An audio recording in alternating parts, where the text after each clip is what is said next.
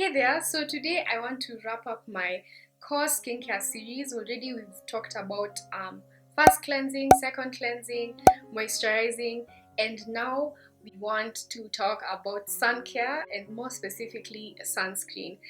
This is arguably the most important step of your skincare routine. So let's do a deep dive into it. There will be timestamps, so I did my best to address as many skincare questions around sunscreen as possible. So let's get into it.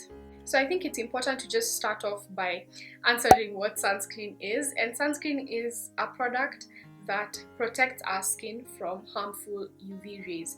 Now, there are two main UV ray types of concern, and that is UVA and UVB. And you can remember their impacts by A for aging and B for burning. So UVA is known to cause premature skin aging, and that's why sunscreen is your number one anti-aging secret.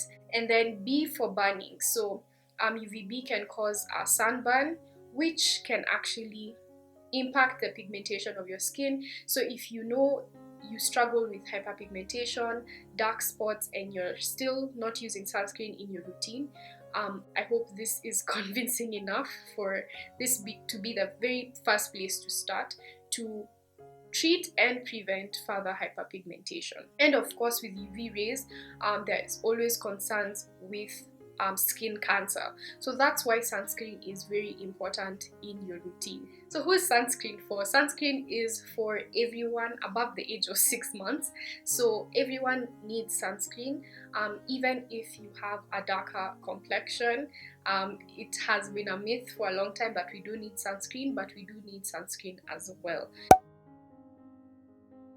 So SPF is sun protection factor, and what this is the amount of time that your skin can be exposed to UV before it starts to burn, with sunscreen on versus without sunscreen. So that's how they arrive at the numbers you see, like SPF 15, 30, 50, so on and so forth. So it doesn't mean that the higher SPF means that you should stay out or burn yourself in the sun longer. It's just a measure that's used when it comes to sunscreen formulations. So SPF 15 blocks 93% of the UV rays, SPF 30 blocks 97%, and SPF 50 blocks 98%. So that seems like a small amount, but it's actually quite significant. So you do want to have SPF 30 or higher when it comes to choosing your sunscreen. Another thing you want to look out for is broad spectrum sunscreens. So this means that it will protect you from both UVA and UVB, so that you get both the benefit of protecting you from sunburn and cancer and premature aging. The thing about SPF is that the sun protection factor of a sunscreen is heavily dependent on if you apply enough sunscreen, and most people don't. And I'll be talking more about how much you need to use on the daily, but for this reason you might want to go higher on your SPF, just so that you have a bit more protection in the event that you're not applying enough sunscreen, which you should be. Another reason you want to go a bit higher with your SPF, you may have seen the controversy around certain sunscreens claiming to be SPF 50 or 30, but the actual SPF value is much lower. So you're better off having one that is marketed or labeled as higher, so that even if it's slightly lower, you are much more protected than if you went for something that says it's SPF 15 and you find it's like SPF 6. So those are my reasons for going for SPF 30 or SPF 50 products. Now, when it comes to the types of sunscreen, this is a very complicated thing because it's heavy on biochemistry, so I don't want to oversimplify and end up miscommunicating how it is they work. So I will leave a link to a video by Michelle of Lab Muffin Science, and she did a really good video explaining how chemical and physical sunscreens work. So here I'll just highlight the main differences between the two, but if you want much more detail about how they actually work for your skin, then make sure you check that video out.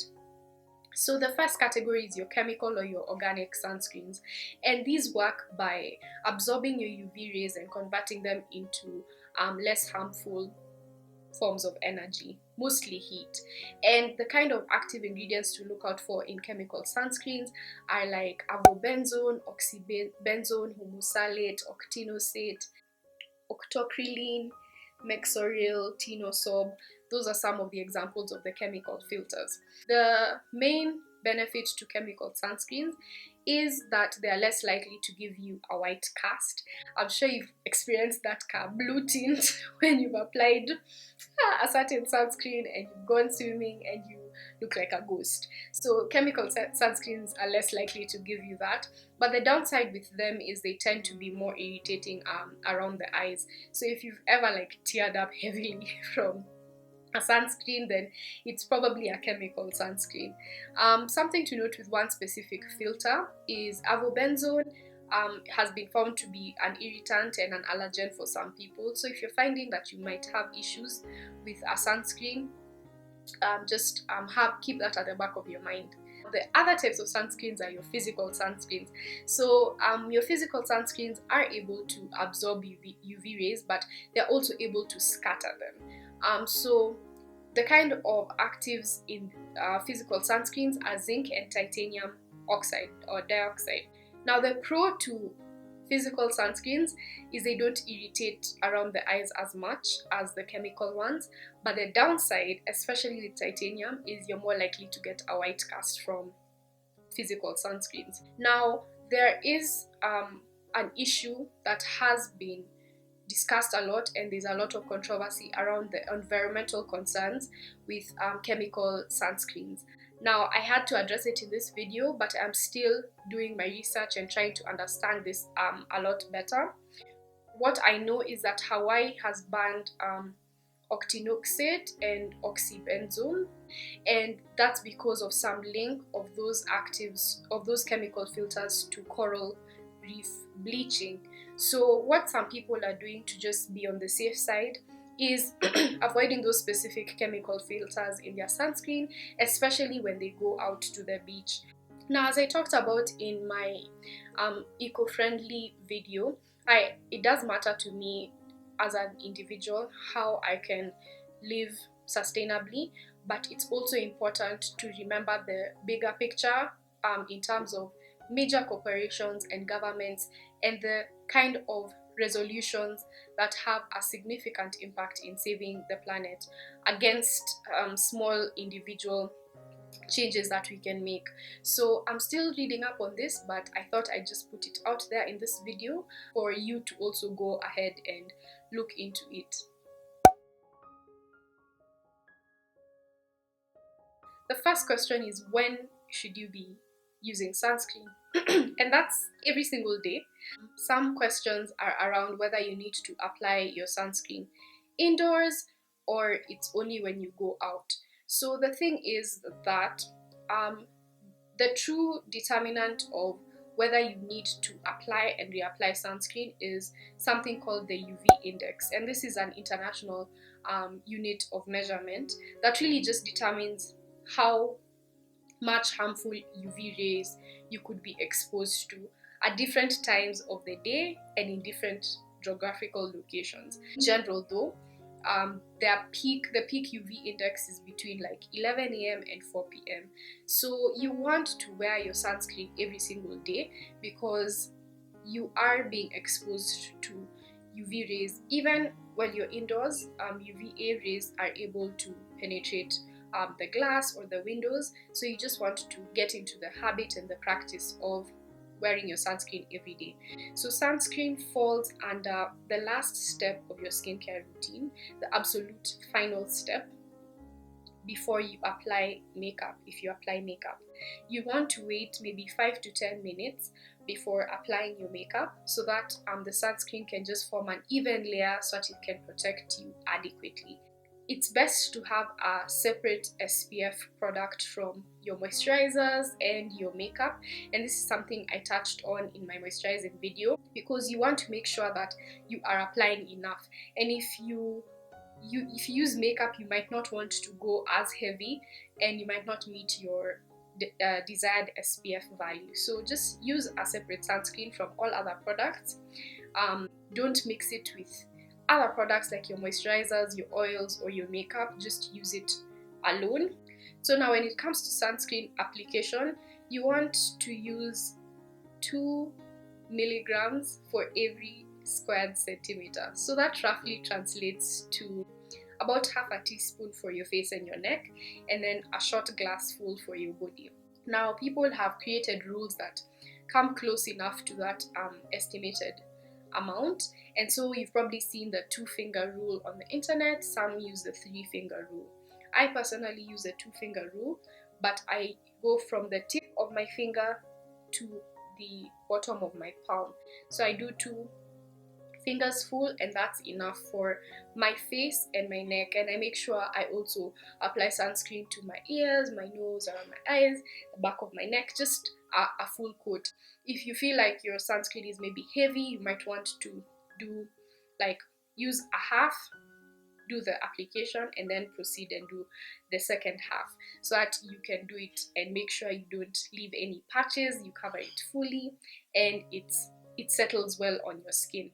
Sunscreen reapplication is another thing that's been hot on the skin internet, whether or not it's important.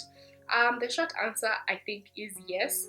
And how I approach it is just following the instructions of the sunscreen, which often are that you reapply every 2 to 3 hours of sun exposure, reapply after swimming or sweating or exposure to any water. So even if your sunscreen says it's waterproof, anytime you sweat or you're in water, you want to reapply sunscreen after. When I'm my most disciplined self, I will apply sunscreen in the morning and then reapply at around lunchtime, so midday or 1 p.m. when the UV is at its peak. But honestly, when I am indoors, I do not reapply sunscreen. But don't do as I do. If you are diligent about sunscreen reapplication, even while indoors, then well and good. For me, I am more attentive towards sunscreen reapplication when I'm out of the house, and even that means when I am just literally outside my house and under direct sun exposure. So you may be wondering how to reapply sunscreen, especially for those of you who wear makeup consistently. I don't, so I leave a link to a video that shows you how to reapply your sunscreen for those who wear makeup in such a way that it does not mess your makeup up, because I know that can be a concern when it comes to sunscreen reapplication. This is something I addressed in my first and second cleansing videos. There is this idea that you need to use a cleansing oil or a balm to remove sunscreen. Now, truthfully, if your gentle gel or foam cleanser has adequate surfactants, which are just the cleansing ingredients, then you can use just that alone to remove your sunscreen. But the benefit of having a cleansing oil or a cleansing balm is it's a gentle approach to especially getting rid of that first layer of buildup that can be caused by makeup and sunscreen reapplication before going in with your second cleanser to really just get rid of anything you may have left out. So one cleanser, a gel or foam cleanser, can remove your sunscreen, but having that first cleanser does not hurt and can be very beneficial in having a gentle cleansing routine. So the bulk of this video was about sunscreen, but sunscreen is not the only sun protective measure you can take. Always remember to just avoid prolonged exposure to the sun and wear sun protective clothing. That includes your hats, shades, gloves, long-sleeved clothes. Just cover your body and protect it from the harsh UV rays when you are exposed to them. Because this is such an important topic, a quick summary on sunscreen. So the first thing is you want to wear a broad spectrum SPF 30 and above sunscreen every single day as the last step of your skincare routine prior to any makeup you would want to add. Do not mix your sunscreen with other products including oils, serums, moisturizers, or makeup, because this may affect the efficacy of your sunscreen. The next tip is to avoid prolonged sun exposure and wear sun protective clothing. Lastly, whenever you do apply sunscreen, it's always good to wait a couple of minutes before applying your makeup so that it can form a nice even layer that can protect your skin from the harmful UV rays. If you have any questions or anything to share about sunscreen, any sunscreen tips down below, let me know. But I think what I really want to hear from you is what your favorite sunscreen is, because I'm always on the hunt for sunscreen options for me. So thank you so much for watching this video. If you liked it, make sure you give it a thumbs up and check out my video on moisturizing. That will help you to approach choosing the right moisturizer for you. Always remember that your hair is your crown and your body is a temple. Embrace it, love it, and take care of it. Goodbye.